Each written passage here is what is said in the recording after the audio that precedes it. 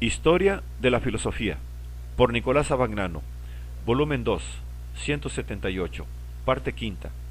La filosofía moderna de los siglos XVII y XVIII. Capítulo 14.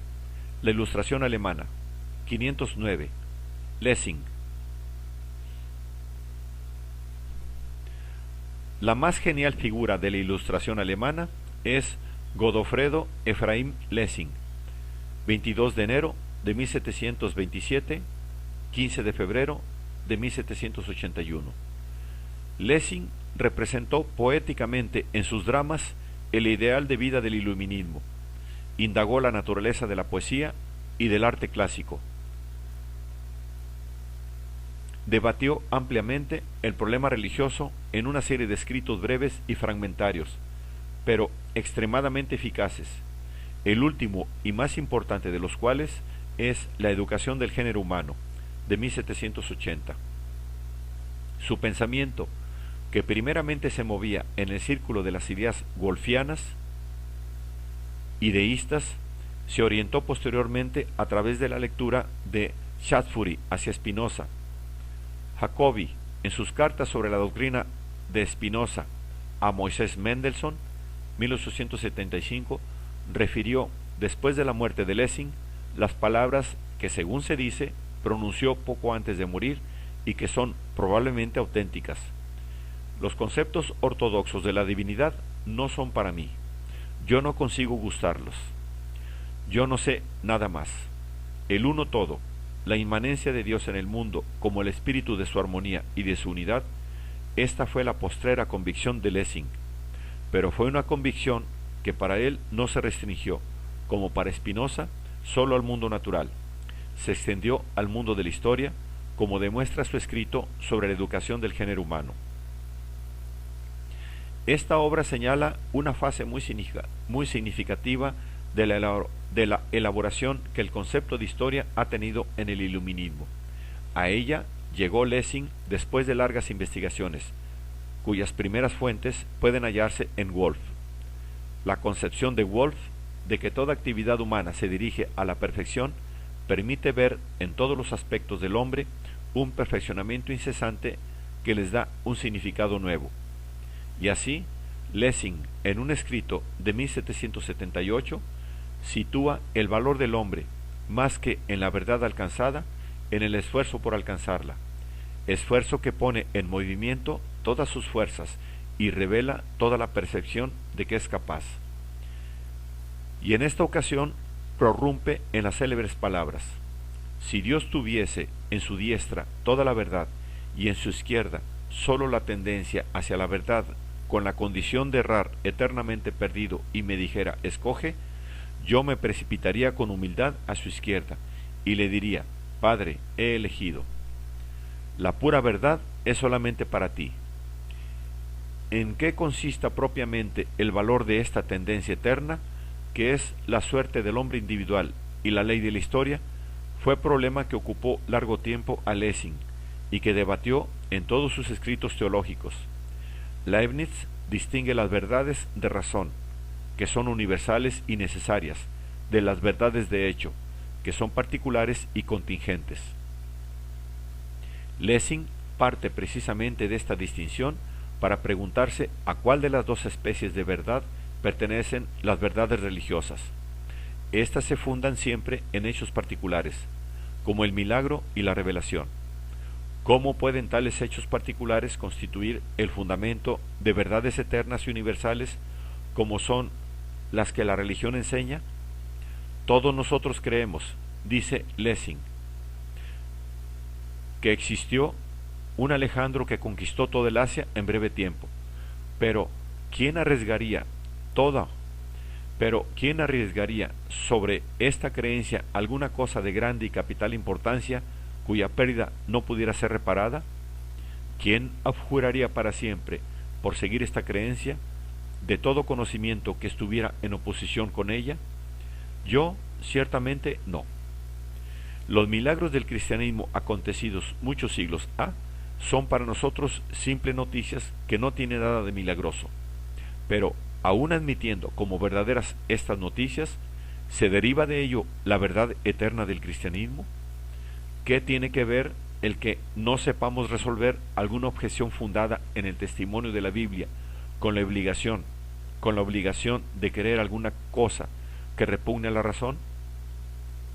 Aún admitiendo que Cristo haya resucitado después de muerto, ¿debe por esto admitirse que este Cristo resucitado sea Hijo de Dios? Lessing cree imposible pasar de una verdad histórica a una clase totalmente diversa de verdades y pretender que yo modifique a este precio todos mis conceptos metafísicos y morales. Constituye, de alguna manera, una respuesta a estas dudas e interrogantes su escrito sobre la educación del género humano. El concepto fundamental de esta obra es que la revelación es educación. En la educación, en efecto, un individuo particular aprende de los demás lo que su razón no está todavía en condiciones de entender. Lo que aprende no es, sin embargo, contrario a la razón, si bien no puede todavía ser aprendido y entendido plenamente por su razón, todavía débil y pueril. Ahora bien, la humanidad en su historia tiene un desenvolvimiento exactamente igual al del individuo. La humanidad ha sido educada a través de la revelación, la cual le comunica aquellas verdades que no puede todavía entender, en espera de que llegue a ser capaz de alcanzarlas y poseerlas de una manera autónoma. Desde este punto de vista, la misma revelación se historiza, ya que no cae en un punto individual de la historia, sino que acompaña todo el curso de la misma, preanunciando y adelantándose a los desarrollos autónomos de la razón. Así como la naturaleza es una continua creación, del mismo modo la religión es una continua revelación. Toda religión positiva es un grado de esta revelación, que comprende en sí misma todas las religiones y las unifica en el curso de su historia progresiva.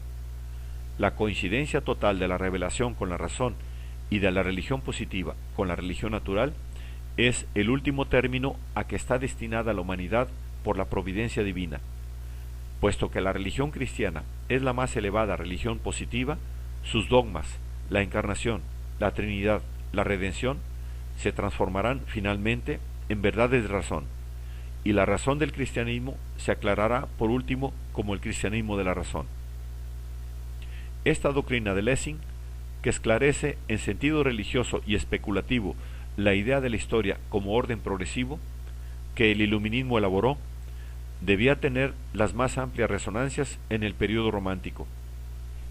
En el campo de la estética, Lessing permanece sustancialmente fiel a la concepción aristotélica, cuyas reglas considera tan infalibles como los elementos de Euclides. En el Laoconte se propone evidenciar la diferencia entre pintura y poesía. La primera emplea formas y colores en el espacio y sólo puede expresar objetos que coexisten. La poesía emplea sonidos articulados en el tiempo y por esto expresa objetos sucesivos o cuyas partes son sucesivas. Ahora bien, los objetos que coexisten o cuyas partes coexisten se llaman cuerpos, y los objetos sucesivos o cuyas partes son sucesivas se llaman acciones. Los cuerpos y sus cualidades visibles son, pues, los objetos de la pintura. Las acciones son los objetos propios de la poesía, pero las reglas fundamentales de la poesía y de la pintura son idénticas, porque ambas son artes imitativas. La pintura, en sus composiciones coexistentes, puede utilizar solo un único momento de la acción y debe, por tanto, escoger el más significativo, por el cual se hace más comprensible lo que precede y lo que sigue. De la misma manera, también la poesía, en sus imitaciones sucesivas, puede utilizar únicamente una única propiedad de los cuerpos y debe, por tanto, escoger la que suscita la imagen más sensible del cuerpo desde el punto de vista que lo considera. De aquí nace la regla de la unidad de los objetivos pictóricos y de la economía en las representaciones de los objetos corpóreos. La división entre poesía y pintura no es, con todo, absoluta. La pintura debe representar también movimientos, indicándolos mediante cuerpos, y la poesía puede representar también cuerpos, indicándolos mediante movimientos. La regla aristotélica de la unidad domina la estética de Lessing.